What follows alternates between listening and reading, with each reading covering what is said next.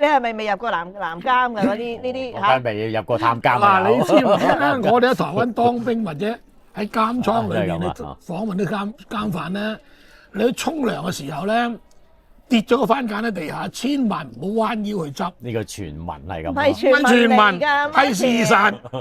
哇！你真係得㗎啦，Martin，你咁 innocent 啊，你真係咁純潔㗎你，係咯，喂哦，咁佢不如唔好申請去葡籍嘅，唔知㗎嘛？你都唔知啦，係嘛？你頭先嗰啲問我都唔題，知啊真係。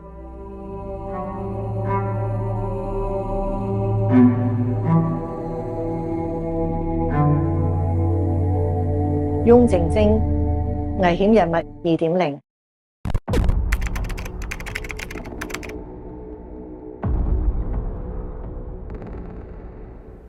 歡迎嚟到危險人物2.0，有我身邊師傅翁律師同埋本人楊雲峰律師。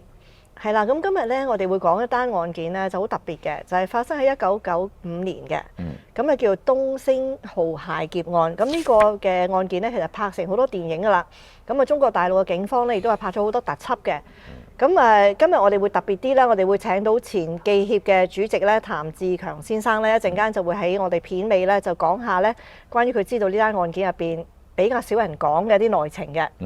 咁啊，好啦，咁我哋講翻呢個案件啦，就係1995年嘅6月13號，咁啊朝頭早11點零鐘啦，就上咗有一部東星號喎。其實東星號係咩咧？就係一個來往香港同澳門嘅噴射船啦。咁啊，依家就冇咗㗎啦，呢個船啊。咁啊，都係即係航新佢哋嘅即係嘅叫做佢哋嘅業務之一啦咁樣。咁當時船上面咧就有129個乘客，有8個船員嘅。咁啊，佢哋嗰個船上面咧嗰日咧就有3個好特別嘅乘客。呢3個咧就係中國銀行澳門分行嘅貸款員嚟嘅。咁佢哋嘅身上咧係袋住1000萬嘅，即係3個大嘅袋，藍色嘅布袋，入邊咧就袋咗1000萬嘅現金。咁就想將呢啲錢咧就由澳門嗰度咧就係送去香港嘅。咁嗰啲錢好奇怪嘅，冇1000蚊紙嘅喎。嗱，仲有650萬咧，就係500蚊紙嘅，都好多啦嚇。有303萬咧，就係100蚊紙。咁咧20萬咧就係50蚊紙嘅。咁好啦，咁啊3袋啦。咁佢哋呢3個貸款員咧就冇着制服嘅。咁基本上邊3個係咧就冇人知嘅。咁就係啲關鍵性嘅。咁然後佢哋亦都將咗呢3個裝住錢嘅袋咧，當係普通行李咁咧，就執埋喺嗰啲叫做行李嘅堆嗰度嘅。咁好似完全係咩事都冇嘅。即係你攞錯行李會攞咗好多錢。你又想啊，佢唔會 hold 住咯喎咁樣。咁呢啲咁嘅案件咧，通常咧都一定係有內鬼嘅。咁好啦，咁我哋咧就睇翻啦。咁啊呢單案其實同手提電話都好有關係嘅。咁首先咧，成單嘢開啓咧都係有手提電話嘅。咁就咧有人咧就個手機就響起啦。咁嗰陣時有啲特別鈴聲啦，95年嗰陣時，你記唔記得？嗰啲叫大哥大嘅當年。係啊，咁以前我哋啲電話聲係啷啷咁嘅聲噶嘛。到95年啦，嗰段時間就開始有啲音樂啊，有啲即係好奇幻嗰啲聲啊。咁呢個就係嗰段時間開始啦。咁就有人聽到個電話響啦。咁跟住咧，其中有個乘客。佢收聽個電話之後咧，就啪一聲就企咗起身啦，就有3個人就突然間起身啦。起身嘅時候就拎住啲槍啦，記唔記得啊？咁啊，跟住都攞住支槍啦。係有3個賊啦，咁講3個賊，每人拎住一支槍，咁就叫大家咧就打劫，打冇喐。如果你哋唔喐咧，就唔會傷害你。咁啊，叫啲人應該係將所有人咧就全部向船尾趕嘅。係啊，因為容易控制，望住佢哋啊嘛。係啦，咁跟住其中咧就有2個咧就走去即刻去船長室度，就想去捉個船長啦。係啊，想控制架船嘅駕駛方向啦，梗係控制下船長先啦。係啦，咁個船長就好醒啊！一見到咧就有勢色不對啦，就已經係被反鎖啦。反鎖咗之後咧，咁啊其中個匪徒咧就去嗰度咧就向個鎖開槍。點知你開咗槍之後咧，個鎖咧成個卡住咗，就點都打唔開。點都打唔開之後咧，咁嗰個船長就咁佢就喺出邊嗌啦，就話我哋有炸彈。就話如果你唔開門咧，我炸船，炸死晒成架船啲人。咁嘅情況之下冇辦法，咁啊船長就話。教佢哋咧就點樣從嗰個出邊啊，即係佢有個船嘅外邊有個好窄嘅嗰個欄噶嘛，即係行出邊外殼出邊擒翻入去。係啦，咁但係嗰陣時個船就已經係停啦。嗰陣時差唔多係離開咗幾耐？你記唔記得？離開咗30分鐘度啦。喺咩位置啊？去到一個叫桂山島嘅水域嚟嘅嚇。嗰度係屬於仲係內地水域嚟㗎。內地水域嚟㗎係。係即係佢哋由澳門行咗大半個鐘頭到，咁嗰陣時去到已經係即係開槍啦，咁個船就開始就停啦。咁跟住嗰2個賊人咧就喺嗰度咧就爬窗入去，就入咗去個船長室，咁就控制咗船長啦。咁佢哋萬估唔到嘅咧，就係船長其實都有手提電話。嗰陣時就已經通知咗咧澳門呢邊嘅即係公司啦，就話已經係打劫啦。咁其實嗰時已經係即刻就收到風㗎啦。咁佢哋就唔知啦嚇。咁跟住落嚟點啊？咁兩個可以闖入咗去啦，叫做喺出邊爬入去嘅就係嘅兩個劫匪咧，控制咗嗰個船長之後咧，咁就逼呢個船長要揸架船咧去一個地方叫做奇澳島嘅。咁個船長就喂，去奇澳島其實好淺啊，因為嗰啲灘。咁啊分分鐘會割錢嘅喎。咁啊有支槍啊嘛人哋，咁啊揸去邊度揸㗎啦？咁啊揸咗去奇澳島附近水域嘅。咁去到個水域咧，咁佢哋冇估計嘅咧，就係其實嗰度有人接應啦。咁個船差唔多去到奇澳島咧，已經係有一架快艇嘅大飛咧就嚟到啦。大飛好有特徵嘅，佢咧就有條藍色嘅油漆嘅，咁有兩個波打嘅，一個係黑色，一個係白色嘅。咁上邊咧就有兩個賊嘅，戴住咧嗰啲大頭佛咧，佢哋叫做即係嗰啲頭盔，即係電單車頭盔咯。電單車頭盔就紅色嘅。咁於是咧，咁呢兩個嚟接應嘅快艇上面嘅人咧，就上咗呢個船，咁就幫手咧就要去揾嗰3袋嘅錢啦。咁啊，知情人士講咧，當時咧佢哋喺個船度咧，佢要揾出邊3個係解款員嘅，因為佢哋冇着制服噶嘛。咁都係咁啦，話如果你哋唔行出嚟咧，就開槍殺人啦，又要炸死你哋全部人啦。咁於是嗰3個解款員咧都冇辦法啦，就舉手啦，舉咗手出嚟，亦都好順利咁就揾到嗰3袋錢啦，藍色袋裝住嘅錢啦。咁於是就3袋嘅錢就俾呢5個賊人咧就搬咗上去快艇啦。係，咁就咧。個快艇咧就即刻開行摩打啦，就揸咗去奇澳島，然之後咧就5個賊人咧就銷聲匿跡㗎啦啊！咁我知道咧，就係嗰陣時佢哋報咗警之後咧，其實何鴻燊嗰邊咧都已經即刻就派直升機㗎啦，因為好快㗎嘛，直升機2-3分鐘就到啦，就已經係睇住嗰個即係賊船咧，即係個賊艇去咗邊啊！但係因為嗰度係中國海域咧，都只不過可以睇到咁多嘅。咁而當時咧，海陸空四周圍咧嗰啲珠海啊、香港啊、澳門啊，佢哋啲水警都出晒嚟㗎啦。咁但係都係有地域嘅問題啦，即係究竟係邊個人入去邊個地域咧，都係嗰陣時好多呢啲嘅交叉點嘅。其實香港都派咗飛虎隊嘅嗰陣時，咁個飛虎隊咧仲要去到咧一路睇住架船㗎，仲要望到船裏邊發生咩事㗎。但係去到某一個位咧，因為個船突然間調轉方向去咗奇澳島啊嘛，已經去咗又入咗去中國水域裏邊再入啦嘛，咁佢就去到嗰位就唔入得去啦，已經係掉頭走啦，要或者停咗喺嗰度，冇得再去捉佢哋咯嚇。咁啊到最後尾咁嗰架大嘅船咧，即係東星號啦，即係嗰個客輪啦，即係叫做水翼船啦，係嘛啊？咁佢咧就翻返去澳門啦。咁而咧嗰個賊船咧就去咗大陸嗰邊啦。咁啊就變咗2個方向啦。先講下咧就澳門嗰邊啦。咁澳門啊啲人上船啦，咁就要排查身份啦。點知你有冇啲咩賊混咗入邊嘅咧？咁排查咗之後咧就退船飛啦。咁跟住有70幾人咧就坐翻另外一架船翻去啦。咁另外一啲咧就可能就已經係驚魂即係未定啊即係魂魄都唔齊啦，就喺澳門住啦。當然呢單咁大嘅劫案咧，3個地方嘅警隊咧都緊張啦。香港咧即刻派一隊幹探成員啊，就搭直升機咧去澳門咧了解情況。咁咧澳門咧又即刻通知珠海同埋香港警方，要求佢哋協助追緝呢啲叫做悍匪啊。咁珠海公安就犀利啦，動員咗800個軍警啊，去守奇澳島係嘛？同埋16隻軍犬。喺個面積其實唔大嘅，26平方公里，得3000人嘅啫，奇澳島。但係咧有800個軍警衝咗入去，去抄呢5個劫匪出嚟。即係咧，我諗係反轉咗個地方去炒㗎啦嚇。咁佢哋咧其實2日咧就破案㗎咯喎。咁你以為係因為咁大規模海陸空去捉，所以捉到人咧？對唔住，其實冇咁複雜嘅。係因為咧其中有一個賊係將個手提電話咧就漏咗喺個東星號上邊。咁當所有人上晒船之後，去到澳門之後，警方上去抄，點解有隻咁嘅手提電話喺度冇人認領嘅咧？咁於是咧就從呢一個手提電話咧就破案啦，因為個手提電話係個賊留低嘅。咁所以頭先所講嘅咁多海陸空咁多大規模咧，其實同破案咧個關係咧唔大，係就係咁樣啦。最緊要係個電話。冇錯啦。咁好啦，咁咪但係咁都有嘅。咁佢哋揾到個大飛喎，係嘛？揾到個大飛喺奇澳島嗰度，咁啊喺嗰啲樹啊、有啲草啊遮住咗嘅，好似特登收埋咁嘅，又撞好似好急咁停，因為佢撞穿咗個窿㗎嗰個艇。咁啊，其實艇上面仲有啲餅乾啊，有啲食物啊。我諗嗰啲賊咧，可能就諗住，如果萬一真係遇到警方嘅追捕咧，佢哋可能要喺個船嗰度咧過啲日子嘅，所以上面有埋食物嘅。咁但係佢哋都係諗得太多啦，因為其實就好簡單，咩事都冇發生到。咁嗰個船咧，仲係咧嗰個其中一個賊咧送咗俾個朋友嘅，叫烏鼠係咪嗰個人？咁啊係啊，有一個佢嘅朋友叫烏鼠啦，就接收咗呢架船啦。咁咧，但係咧呢單咁嘅大新聞咧，突然間夜晚播出嚟啦嘛，咁嘅朋友咧一聽睇都覺得好唔對路，好驚啦，即刻揸架船就拍好佢。但係咧，因為佢太驚啦，揸架船嘅時候你都唔小心撞，就係撞爛咗，撞咗個窿就係咁嚟㗎啦。係啦，即係佢嗰幾個差犯完案之後咧，就個船都冇用啦，就將佢送咗俾人。咁個收禮物嗰個咧，後來先知咁大鑊嘅咁樣。咁啊好啦，咁啊手提電話啦，咁啊手提電話就追到係邊個咧？手提電話咧追到登記人咧就係中山一個人咧，就叫梁炳照嘅。咁呢個人係咩人嚟嘅咧？呢個人咧其實咧就係犯案之前大概10幾年度咧，佢就已經咧就嚟咗澳門㗎啦。咁啊澳門咧就曾經參與一個打劫案，就被判監10年嘅。咁啊提早釋放咧就翻去大陸嘅。翻咗去大陸之後咧，佢就開咗一個養蝦場。咁佢又可以經常咁往來澳門啊，同埋呢個珠海啊、中山啊咁樣。咁喺呢個往來過程中咧，佢又識咗一個人。咁呢個人咧就係做司警嘅。咁佢個名咧就叫做胡樹祥啊。係啦，咁呢個胡樹祥咧就司警嚟嘅。咁啊識咗呢個人，識咗梁炳照，兩個就 friend 咗喎。咁呢個胡樹祥咧，咁佢又爭人好多錢喎。咁佢個司警，佢點會爭人咁多錢咧？就應該係話佢老婆賭錢。爭咗人200幾萬嘅。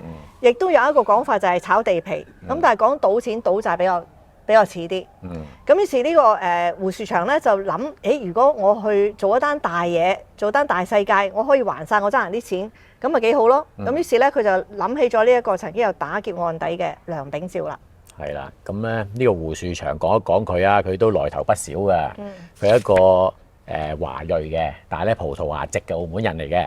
咁佢加入澳門警隊嗰陣時咧，做咗12年㗎啦。咁啊戰績好彪炳嘅。咁咧就叫做咧有俗稱嘅叫鐵人，又叫做胡鐵花。鐵花，即係咧仲要就咁被升職咧，就做呢一個保護要人組嘅。咁所以咧，其實呢個胡樹祥都唔係一個簡單嘅司警嚟嘅。同埋嗰陣時咧都有做過一啲關於貸款方面嘅偵查嘅嘢嘅。咁所以咧其實佢好熟悉咧嗰啲貸款嘅程序嘅。所以佢會知道咧銀行咧咩時候咧就會將啲錢咧就送去香港啊。咁好似嗰陣時咧就唔想擺咁多港幣啊，因為嗰啲咩同業拆息啊嗰啲嘢咧。咁所以咧澳門收到好多港紙嘅時候咧，就會將佢拎翻去香港度存嘅。咁所以佢知道晒啲咁嘅部署嘅。咁但係要打劫咧，佢需要好多人力物力同埋好多嘅計劃㗎嘛，係咪？係。佢第一個叫做 recruit 招募嘅人咧，就係梁炳照啦。即係咧嗰個電話大哥大嘅登記持有人啦。咁呢個梁炳照又幫佢咧招募咗3個人翻嚟喎。第一個我講一講啊嚇，就係周漢廉啊。咁啊22歲。咁啊梁炳照其實咧佢自己就係中山市環門鎮人嚟嘅。咁佢招募嗰啲人咧，全部都係中山市嘅人嚟嘅。呢個周漢廉咧就係又係中山市嘅人，佢係同梁炳照一齊以前咧係做過運輸工人嘅。咁第二個去招募嘅咧就係同阿周漢廉同村嘅一個31歲嘅人，叫張少綿。咁咧就佢係因為屋企排第8啊，佢個外號叫做八仔嘅。咁啊，亦都係同阿梁炳照一齊做過運輸工人嘅。第3個咧就係佢招募嘅叫陳文健。咁呢個係成單案最細個嘅人嚟嘅，21歲嘅啫。咁咧佢係梁炳照嘅老鄉嚟嘅。咁啊，佢讀咗初中，讀咗半年就冇讀書噶啦。咁啊，喺梁炳照嘅魚塘，頭先講嘅養蝦場啊嘛，嗰度打工嘅。咁咧就不過佢因為欠阿梁炳照錢冇還到啊，所以咧就應承咗參與呢個大茶飯啦，叫做嚇。咁案件入邊咧，仲有其他啲人嘅。咁嗰啲人咧就負責咧，有啲就係負責去買槍啊，有啲係負責接應啦，嗰啲係比較更加細啲嘅角色。咁我哋就唔會好詳細咁去再講啦。咁亦都咧有好多從犯嘅，啲從犯多數係啲咩人咧？就係咧。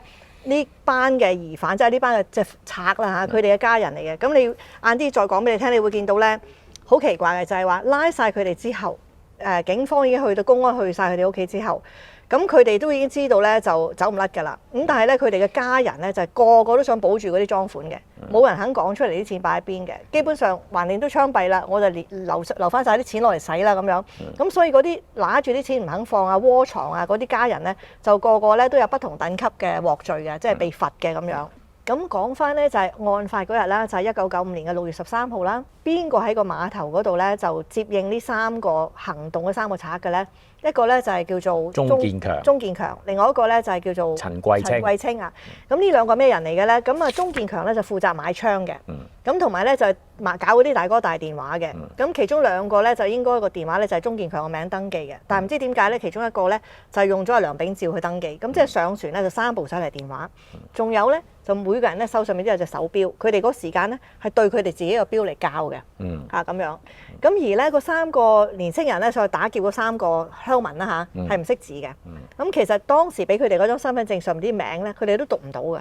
係啊，佢哋咧分分鐘過關，人哋問佢咩名，佢講唔到自己嘅名嘅。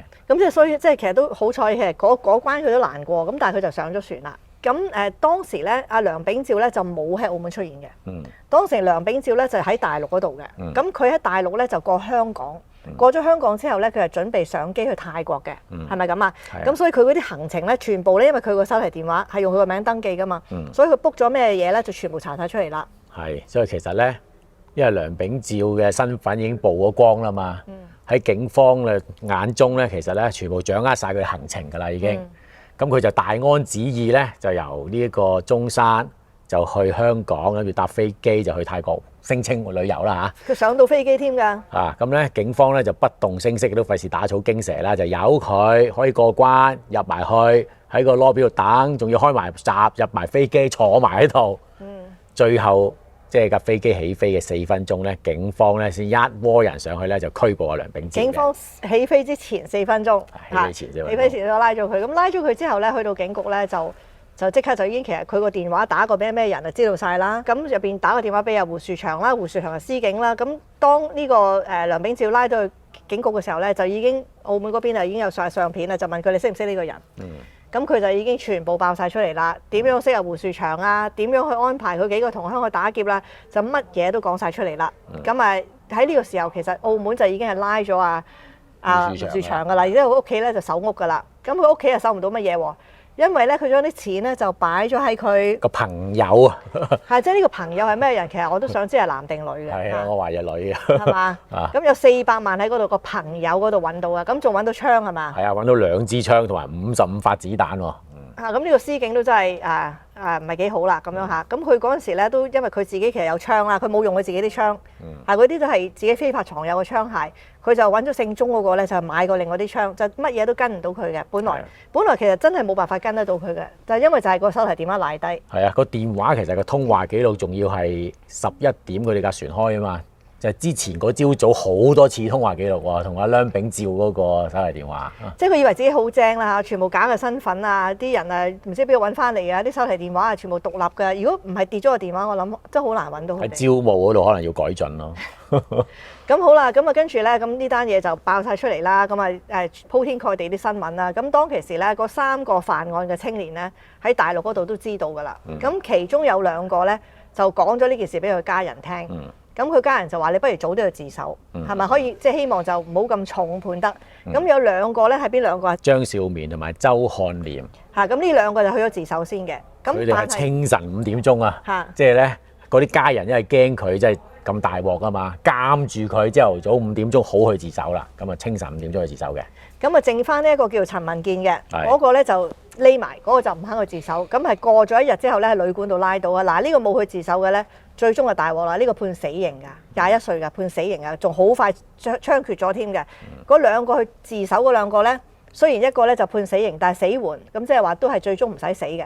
另外一個咧就終身監禁。咁啊，即係都係好後生嘅人嚟㗎嚇。有一個31啦，咁但係其他嗰2個係20零歲咁樣嘅。係啊。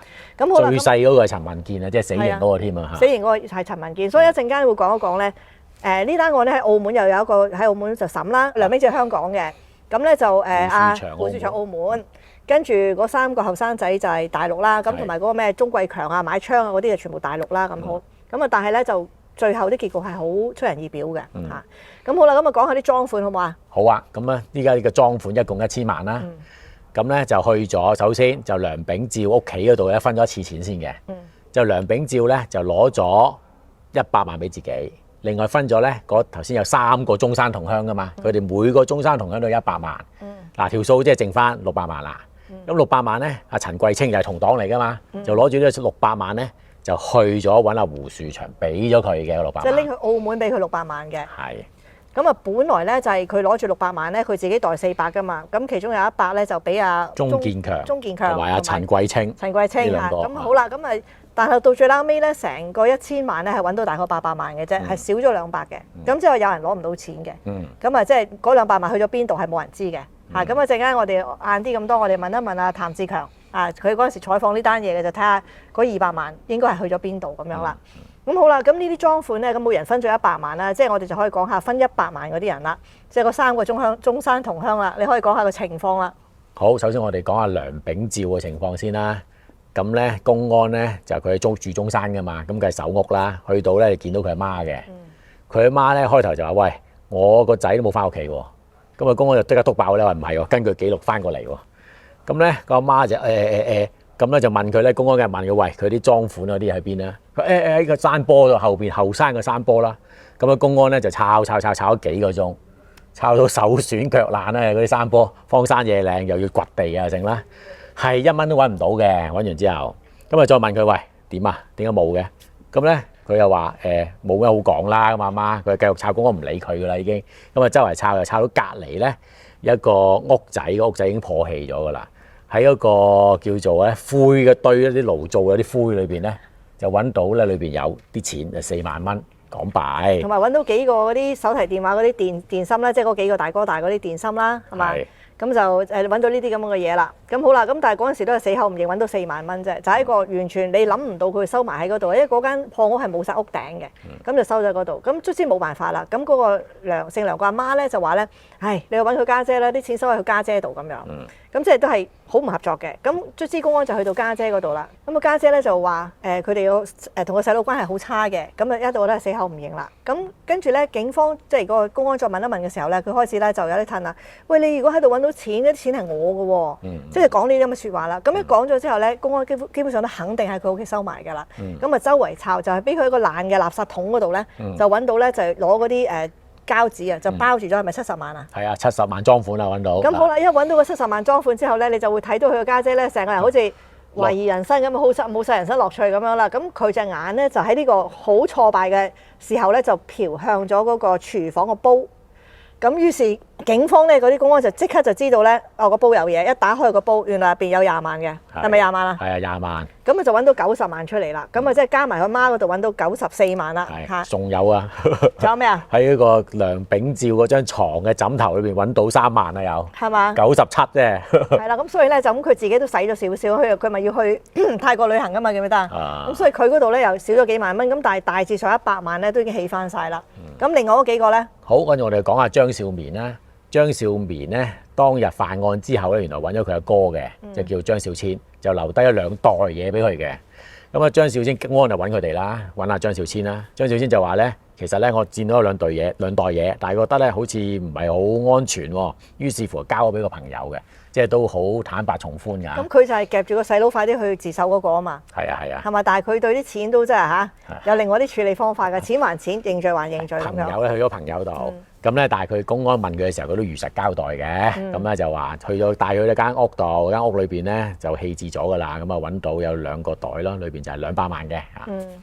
咁啊好啦，咁啊陳桂清啊、陳文健啊，即係總之嗰啲分咗100萬嗰啲咧，佢哋即係長話短説咧，都係曾經想收埋啲錢嘅，都係收埋啲外母乸阿媽啊嗰啲人嘅手嗰度啦。咁就想唔講嘅，咁但係到最拉尾咧都係冇辦法唔講，咁就全部供晒出嚟。咁使咗少少咁樣啦，即係譬如97萬啊，使咗3萬啊咁樣啦，大概係咁樣。咁就於是乎咧個贓款咧就係揾到794萬幾，即係全部加埋晒。咁中間都係唔見咗200萬嘅。咁好啦，咁啊講一講個判刑啦。咁啊嗱，有好多報道咧就話咧呢一個案件咧就係香港同澳門咧第一宗海盜罪被判監嘅案件。咁呢個係絕對唔可能嘅，因為點解咧？香港開埠之後啦，澳門有400年殖民地歷史啦，嗰陣時通道都係海盜嘅。點解會有海盜罪？就因為嗰陣時多到不得了。咁其實案例咧就多到不勝枚舉嘅，根本唔係第一宗嚟嘅。只不過可以講係現代史上邊係比較少見嘅海盜罪，因為而家啲人去打劫銀行啊、劫機噶嘛，咩海盜嘅啫？你海盜你會諗單眼嗰啲卡通片嗰啲噶嘛，係嘛？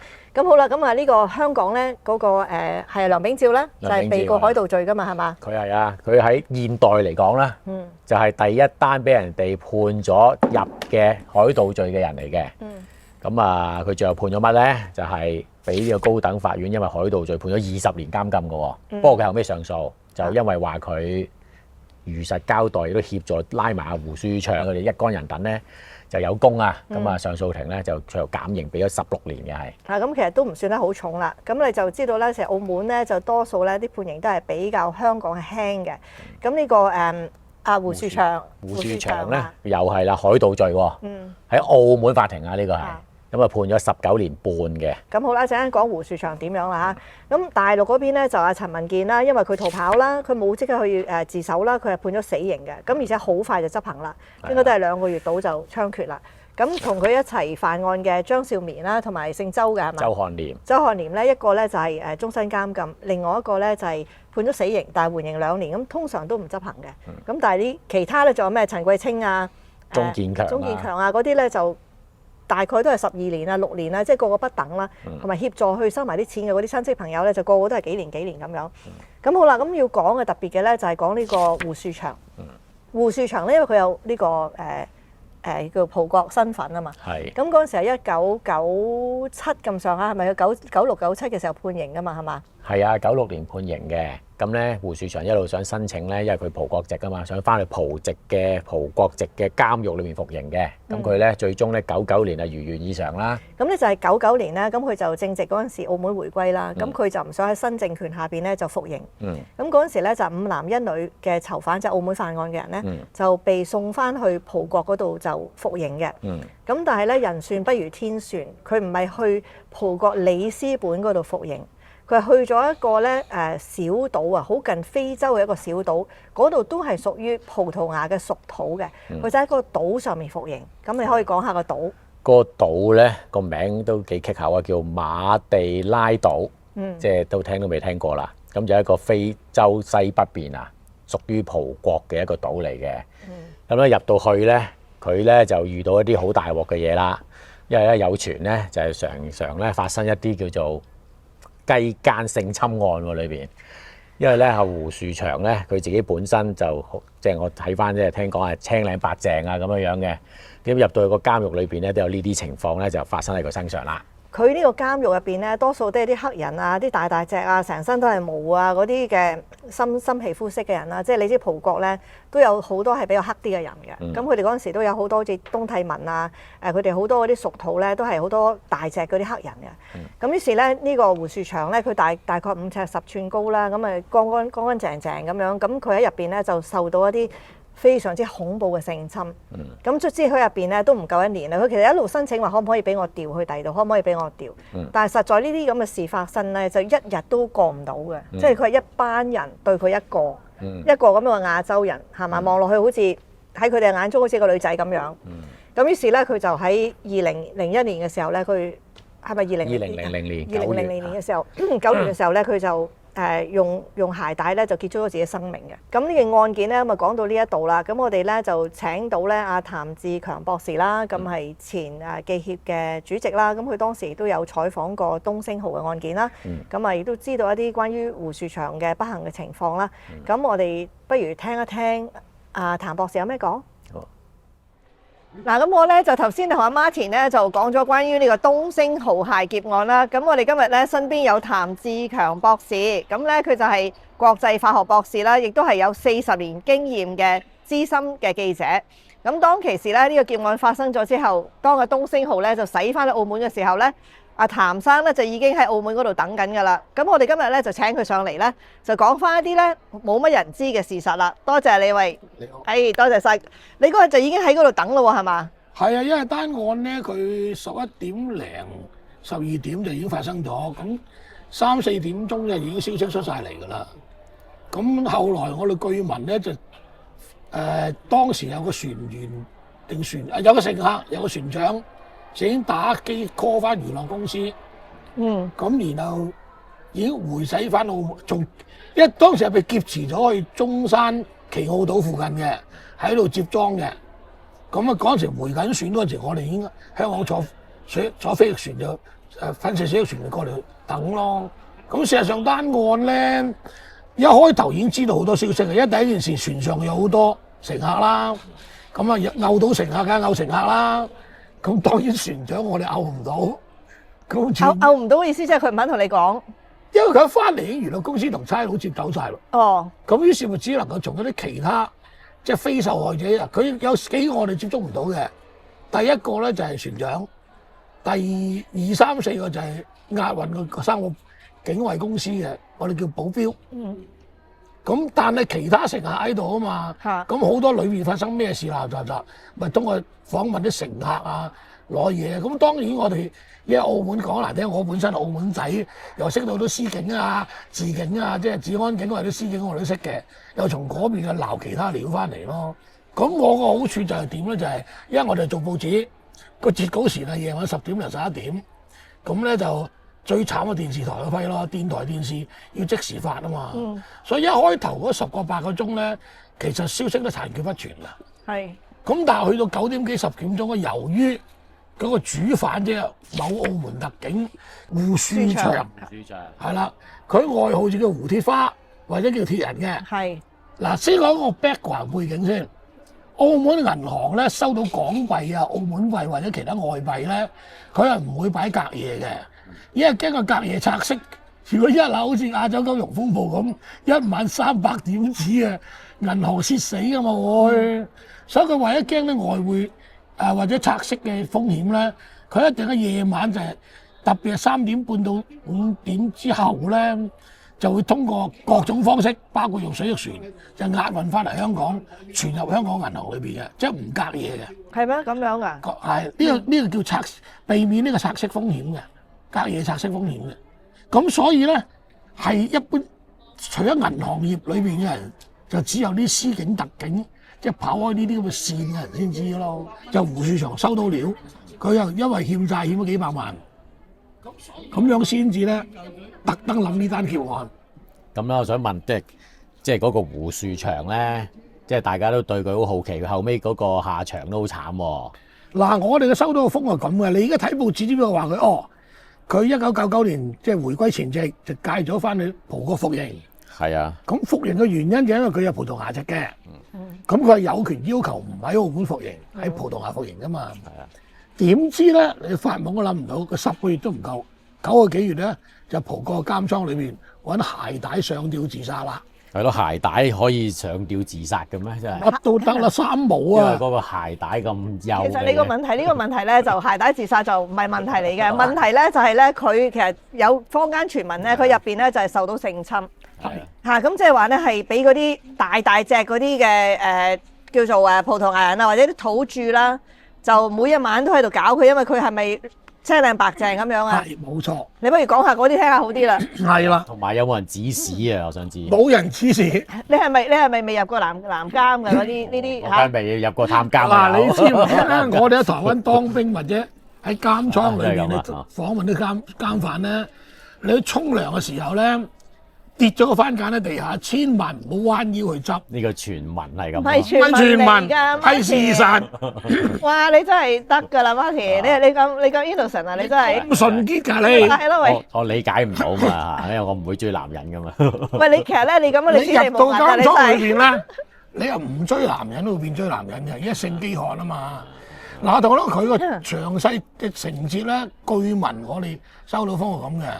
佢太過青靚白淨，雖然佢喺澳門5尺90已經好壯健㗎啦，鐵人級㗎啦，但係去到嗰邊佢去咗嗰個葡萄牙最恐怖嗰個離島監獄，叫馬地拉監獄。係啊，嗰個離島嚟，嗰度唔喺歐洲㗎，即係唔係一個葡萄牙本土㗎，係一個離開嘅島太平洋。非洲西北角上面大西洋上面啲島仔嚟嘅，有8、9個島嘅。咁嗰個島點解個監倉擺嗰度咧？就因為驚你啲人越獄。咁所以佢嗰度嘅設備就類似我睇到電影《惡魔島》咁，就孤懸海上，你走出監倉走唔出個島。同埋入邊坐監嗰啲人咧，有啲係黑人啊，有啲係嗰啲好深色皮膚啊，啲好粗獷嗰啲人嚟嘅。個6尺幾7尺㗎，咁你得個6尺左右，你邊度夠得7尺高啊打啫？同埋亞洲人咧，身體上冇咩毛啊，你知唔知啊？即係同嗰啲外國男人嗰啲成身毛唔同。咁你一入到去，你嗰個對比好大噶嘛。你係一個光光滑滑嘅身體，咪光光滑滑嘅囉柚咁，你明唔明啊？咁佢不如唔好申請去葡籍嘅。唔知㗎嘛，你都唔知啦，係嘛？你頭先嗰啲問我唔題，知啊，真係。即係你而家諗住着數啦，我都去葡萄牙啦，你會唔會咁諗啊？嗱，你諗清楚啦，而家你知啦嚇。嗱，我同你講，仲有佢走嘅另外一個原因咧，據聞佢身邊都識嘅人話咧，因為佢打劫係中國銀行澳門分行啲錢。99年12月20號就回歸祖國喎，咁你要知道中國銀行澳門分行係邊個㗎？我哋阿爺㗎嘛，佢驚留喺澳門唔安全啊嘛。你明唔明先啊？你都知澳門監倉成日都有監犯暴斃㗎啦。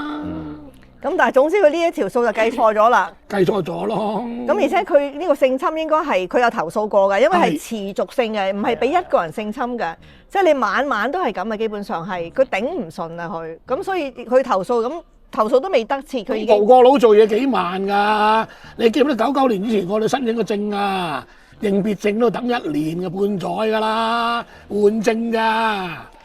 你投訴佢又要調查喎，又呢樣又嗰樣喎。都未批得嚟，要調監倉就已經上吊咗啦。同埋仲有就話呢啲錢咧1000萬咧起翻790幾萬㗎嘛，好似喺佢呢個司警嗰度有筆數係揾唔翻㗎嘛。咁就聽講還咗錢啊！還咗俾邊個啊？還咗佢爭嗰啲大耳窿啊！借哦，唔怪得即少咗200幾萬啦。一個就欠200幾萬咯。哦，就係即刻還咗，明白啦。哦嚇，哇咁啊真係使就冇乜點使喎，所有罪犯嘅錢幾乎都起晒出嚟喎。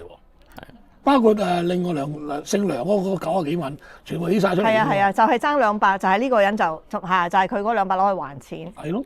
其實嗰條數咧嗰陣時咁計嘅，就話香港咧嗰個就判咗20年啦，咁咧就大陸咧就有個打靶啦，2個終身監禁啦嚇，咁跟住然後呢個司警咁佢就大概係19年咁樣，咁啊最着數佢啦，最輕係佢啦。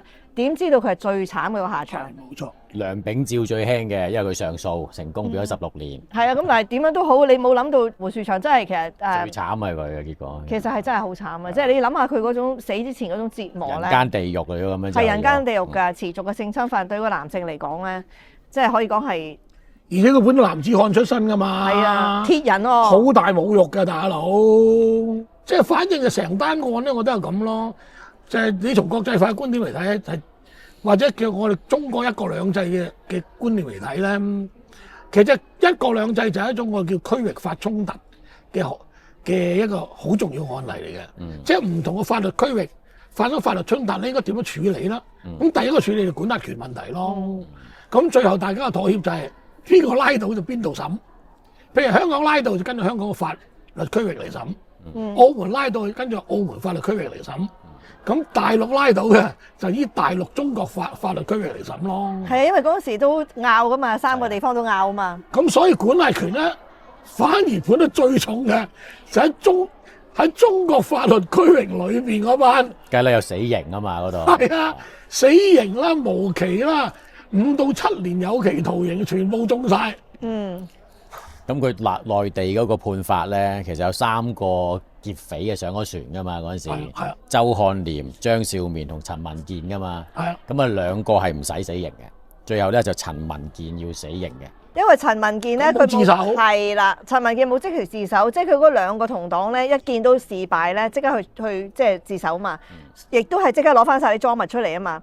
咁但係陳文健咧就一路匿埋，係要到拉到佢喺湖北拉到嘅，黃石市拉到嘅。咁所以佢就變咗係冇悔意咯，等於同埋又搞好耐先係攞翻啲贓物出嚟咯咁樣。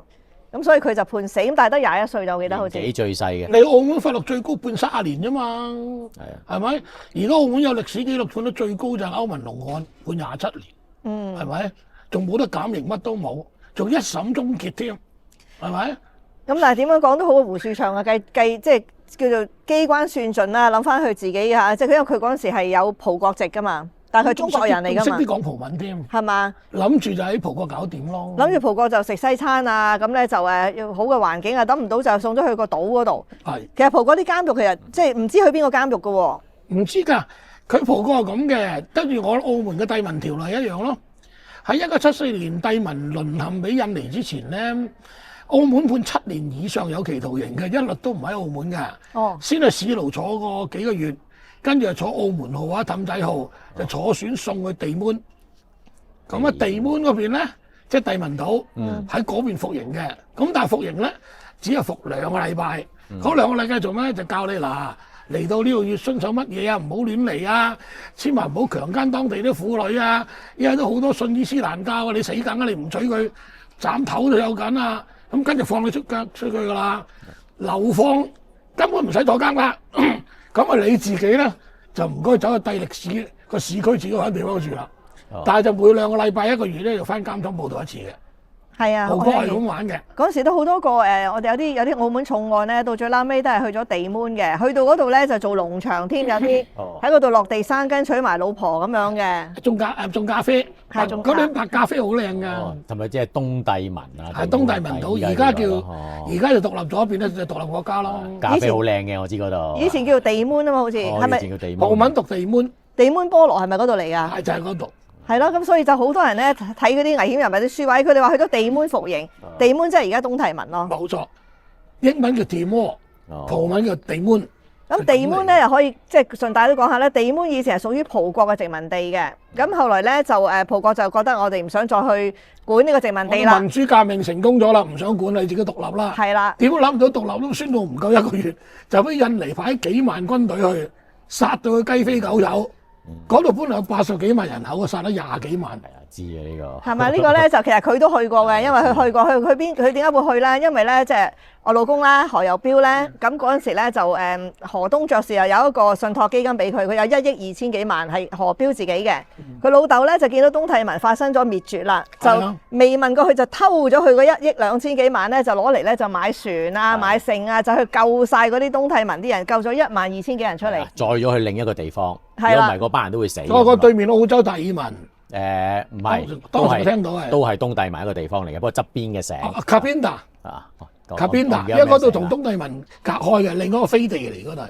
咁於是最後咧，教宗咧就俾咗一個叫做人權嗰啲嘅獎章咧，就俾咗阿何標個老豆。咁但係筆錢咧就係攞咗佢咁，所以嗰時好多官司打咧，就因為佢老豆未問過佢就攞咗。咁啊到後期個老豆就話你會唔會即係就講我係攞去救人咯？咁佢就話你早啲講，我都唔會同你反對啦咁樣。咁就係呢個地門啦。咁所以我哋同地門都好有淵源嘅。阿Martin都去過啊。去咗好多日啦。係啊。一落地好多 UN 嘅車啊！行嚟行去嘅 UN 啲車，嗰啲人攞住啲槍嘅都做。澳門人咧就冇去過地門採訪嘅。我嗰陣時因為病咗就冇跟住張瑞榮去咯。咁啊最後就派咗中國時報駐東南亞特派員梁東平咧就去咗嗰邊跑呢個1999年到2000年地門獨立期間嗰次咪排華嘅殺人啊亂晒大龍嘅。咁佢哋坐最後一班船咧就渡輪就坐去對面澳洲達爾文港嘅。咁嗰度後來就獨立咗啦。而家主要嘅外地投資咧就係首先澳門人跟住香港人。因為佢個第一任總統古斯茂啊，就以前就嚟香港同埋呢個澳門籌款嘅，搞獨立捐款。咁我都有份捐款，有份參加記者會，有份參加佢啲活動嘅。就喺香港有個會叫 Groupe Luso， 叫葡國會嘅，喺雪廠街邊嘅。咁即係反正我就呢個淵源就同東帝汶係有啲聯絡，但係本人真人就未去過嘅，因為嗰啲想去就已經病鬼咗啦，就焗住揾人頂咯。到而家都遺憾嘅真係。咁但係講翻咧呢單案咧，嗰個胡樹祥都黑仔嘅喎，即係如果其實佢唔係淨係得呢個地門監獄噶嘛，佢有其他監獄噶嘛，即係任得你講派佢邊度嘅喎。如果你申請到嘅醒目嘅嗱，好似歐文龍案某位被起訴嘅，而家仲逃亡喺海外嘅某位林姓商人咧，佢後來翻咗葡萄牙自首，喺葡萄牙服刑嘅，但係問題咧就使咗億幾咯，我聽講就。即係葡萄牙服刑，即係喺里斯本啊嗰啲監獄嗰度。係。咁梗係住喺里斯本啦，好食好住啦。嗰啲就唔會用鞋帶要吊頸死咯，應該。反正係有冷氣，有雪櫃，反正係開埋生日會都得嘅嗰啲地方住咯。你啲葡國好文明㗎，呢方面。即係總之，如果你話你要翻去葡萄牙服刑，你又唔搞清楚，你就去咗嗰個島，你又冇晒黑錢，冇錢，咁就好大件事啦。因為你睇到佢嗰啲錢。啲贓物啊已經去咗交還咗佢啲貴利數啦嘛，咁佢係冇錢噶嘛，又冇錢又青靚白淨，咁又去到個監獄全部都係黑人同埋嗰啲好深色嗰啲大隻佬，咁就會即係慘啲啦。無端白事變咗，即係晚晚唔得閒咯。所以我同你講，有條坐監，我覺得佢又應該冇揾到律師咯，又冇揾到好似我哋呢對葡萄牙里斯本熟行熟路嘅人。喂，佢呢度唔嚟得㗎，你嘅話都要先搞掂咗，打掂晒先得㗎啦。因為我哋可以揾到阿達肖華、阿席爾亞總理嗰級過我哋啲。喂，我同你講，我哋澳門人喺嗰邊好把炮㗎。識得你唔會執番揀出事啦，總之。唉，真係冇呃你啊！澳門人喺當地嘅傳聞就係點咧？就係好有錢嘅，好搞得掂嘢嘅。你知啊？甚至連東帝汶都知道，即係未獨立之前嗰啲分主教啊、諾貝爾獎得主啊、阿柯達啊、荷爾塔嗰啲啊，都係走嚟澳門籌款㗎。你知唔知啊？咁你揾到啲人去同你先鋪平咗啲路，即係冇乜錢都唔緊要，起碼唔好介到啲山卡拉啲孤島上面去面對班黑人啊，大佬好危險喎呢啲。你哋以為真係歐洲好文明啊？唔係㗎嘛，好似我哋喺歐洲成日跑新聞，飲食嘅歐洲3個區㗎。其實嗰度都唔歐洲嚟嘅，嗰度非洲邊嚟㗎係嘛？係非洲嚟，即係咯，咁大你西洋海島啊，係咯，馬地拉島兩個，一個就係亞速爾群島，就係阿斯朗嗰個故鄉。哦，嗰度咁僻㗎，斯朗個故鄉都係。斯朗喺大西洋中間。哦，正四面都係海，孤島嚟嘅，你知唔知啊？咁即係反正嗰啲島咧就山卡拉嚟嘅，你好鬼危險喎！你唔熟路，唔熟環頭。嗱，好似好簡單，我哋而家澳門有幾萬人住喺里斯本石都巴嗰邊㗎。里斯本郊區咪有幾個城仔嘅？近住海邊㗎，我知係。一個石都巴啦，一個就係韓新先生嗰個仙塔嗰個賭場嗰度啦，嗰度好多個澳門人喺度㗎。咁有，不過當然個個都好似我啲葡籍華人咁識講葡文先過去啦，唔識講葡文都唔會過去嗰啲咯。咁你去到嗰邊有人打點嘅話咧，即使冇乜錢咧，但係起碼唔使咁慘咯。我覺得佢係一時衝動啊，真係未問清楚就走去葡國坐監。哎呀，真係到你嗰日你咪去訪問咗啲上岸嘅乘客啊嘛，咁嗰啲乘客佢咩反應咧？好驚定點咧？冇咩反應又冇乜好驚嘅，因為從頭到尾都係就係問人你邊個係押運保鏢嗰度麻煩咁逐個問啊嘛，因為嗰啲保鏢便衣好多都。即係佢哋唔我明啦，即係呢個我哋唔知喎，因為你話嗰啲押解啲錢上去個船嘅嗰啲押解員嚟㗎嘛，係冇着到制服嘅，冇着㗎，聽講。咁點啊？去揾佢哋出嚟啊？最後揾到3個人出嚟，要嘔個啲錢擺喺邊度咯？咁樣。咁最後又話要打，又要殺，又我身上有炸彈，再唔嚟我掹炸彈，大家同歸於盡。咁啊焗住咪帶佢去個一堆行裏邊揀翻個3包嘢出嚟咯。咁嗰3個人係自己舉手定係俾人督出嚟㗎？應該就係兩方面都有，係咪啊？即係一來就係異形嘅啲人，係咪？咁二來你係乘客啊，你為咗自保，喂你仲唔出嚟？唔出嚟佢掹炸彈，咁都係好難。即係咯，有群眾壓力，又加上擔心，即係佢炸彈炸咗架船，同歸於盡咗。係啊，所以後來佢哋嗰啲賊一走咗，佢。船長啊，或者船嗰啲就係乘客啊，甚至3個警衛都即刻打電話報翻自己公司㗎。嗰時好似航生派咗佢哋自己嘅直升機出去揾嘅，有冇呢啲事啊？有派直升機揾，仲跟蹤到中港邊界，唔講唔叫邊界，叫中港行政劃分線。咁因為入去就係中國管轄區域，你就唔跟得入去㗎嘛，只係知道佢係向中山旗澳方向行咯。咁呢單案發生咗之後，會唔會有影響咗？好似因為呢單之後啦，咁航生就話以後唔會再用自己嗰啲客運船去押款啦，係咪有咁嘅改變啊？應該後來都係一樣用翻隻船。佢唔用嗰間護衛公司嚇，因為佢哋冇做錯咩㗎，關佢咩事咧？點解要？唔係驚內鬼啊嘛！即係佢唔理3721就換咗你間嘢先。係啊，即係可能其實嗰幾個保安員可能都係賊嚟㗎嘛，嗰陣時係咁。即係佢第一時間當咗你係賊先。係啊。咁但係以後因為佢其實你今日喺度用啲客運船去押呢啲錢，咁大家都有風險㗎嘛，咁佢以後都係咁啊？以後都係咁，因為原因好簡單，因為當時澳門冇其他合理合法嘅途徑咧，就將啲錢拎過香港啊嘛。咁佢個直升機公司佢唔識用佢個直升機運過嚟，仲危險，成個直升機打落嚟。咁你起碼都係得幾個人喺上邊啫喎，你架船有120幾人㗎喎。咁問題你中國銀行肯唔肯花啲咁嘅錢先？直升機票嗰陣16蚊單程一個人，咁其實呢個係邊個責任咧？呢個係娛樂公司嘅責任咧，定係中國銀行嘅責任咧？嗰啲錢理論上係屬於幾個都有責任。中國銀行澳門分行，你問我咧，我覺得最多耐啲啫。你如果自己從澳門揾架車壓過關口入呢、個珠海跟住就行呢、個虎門大橋，再兜翻落去深圳分香港都得㗎。不過3粒鐘，但係3粒到3粒半鐘。同埋你就會有錢入去中國大陸嗰個申報問題。係啦，就出呢個問題啦，而家就係。嗯。咁你喺一日港珠澳大橋未通車之前咧，你除咗水翼船，其實直升機船俾人打咗落嚟都唔出奇喎，仲危險。打你落嚟，你咪連啲錢都冇埋咯。咁又唔會啩？事啫喎。咁即係你而家劫機嘅機會。劫機咯，澳門全世界第一單劫機就澳門發生啊嘛。澳門小姐號。係啦。我知道啊，係啊。即係你話當時冇其他選擇，我覺得係。嗯。咁而家中國銀行澳門分行，咁你何生敢唔敢得罪佢哋先？嗰陣時個牌有到期啦，1999年，係咪？咁即係其實幾個都有責任啦。即係如果嗱咁講啊，好幸運啦，今次冇咩人受到嚴重嘅傷亡啦。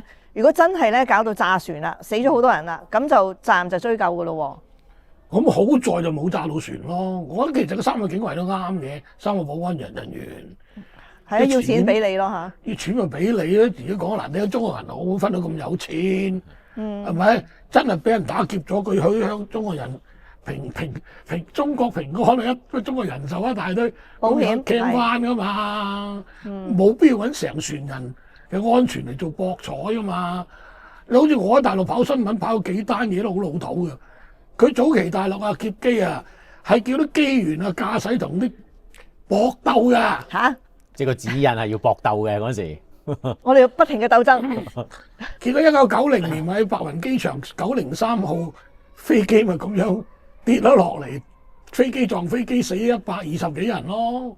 就因為指令要鬥爭。係冇錯，要搏鬥。如果你唔搏鬥咧，呢係國家財產嚟嘅，就大鑊啦個機師。你唔搏鬥咧，你就唔愛國。係咁啊！真係都收到好多新嘅風啊！咁啊好啦，咁啊多謝晒你啊！今日咧就講翻好多咧十圍嘅片段啦，即係我哋之前唔知嘅嗰啲。咁啊，我哋唔會咁快放過你嘅嚇。澳門好多重案你都知嘅，咁我哋留翻一陣間再繼續傾一傾。案件講到呢度咧，唔知大家覺得咧邊個劫匪咧個下場係最慘啦？嚇，到底係胡樹祥啊，定係話陳文健啦？我啊覺得係胡樹祥嘅。咁啊，大家不妨留言，大家去佢講啦。如果中意我哋呢個 channel 嘅，又記得 comment、like and share 同埋 subscribe。